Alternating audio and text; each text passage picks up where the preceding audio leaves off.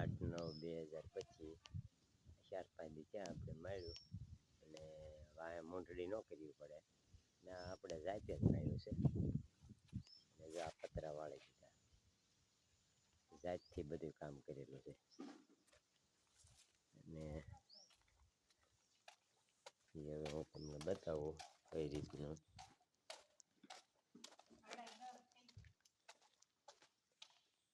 આ રૂમ બનાવી.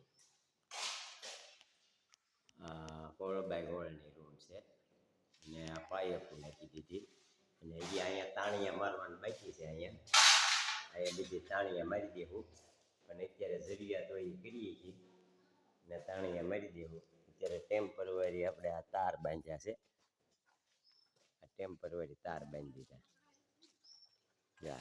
આ શું છે, વાવાઝોડાની આગાહી છે, એ 5 દી થયા માર્યું. ઉપરથી નહીં બતાવું. આ ટેમ્પરરી આપણે આ ગડદા મૂકી દીધા એટલે પવનના ઉડે ને એટલે.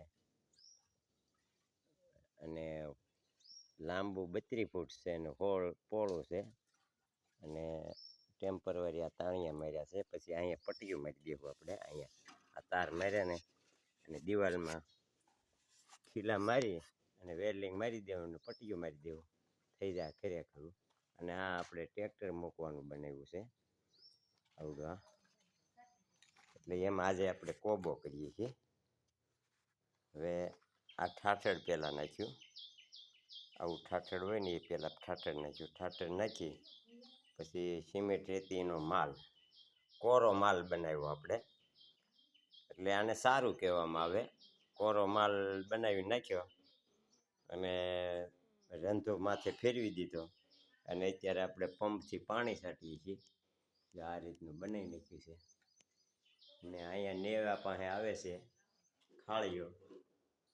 આ નેવા પાસે ખાળીઓ આવે એટલે આમાં પડદાનો ખાળીઓ અને ખાળીઓ નાખી દીધો.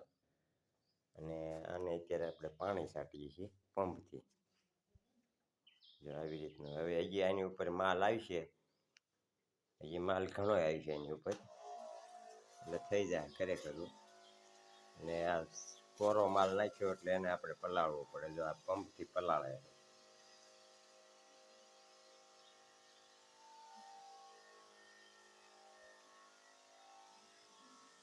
આ રીતનો ફરજો બનાવ્યો છે.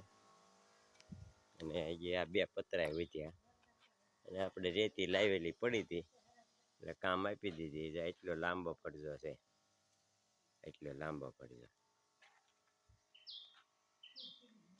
ને માડી ને અમારા માસી ને માડી બેઠા છે બે.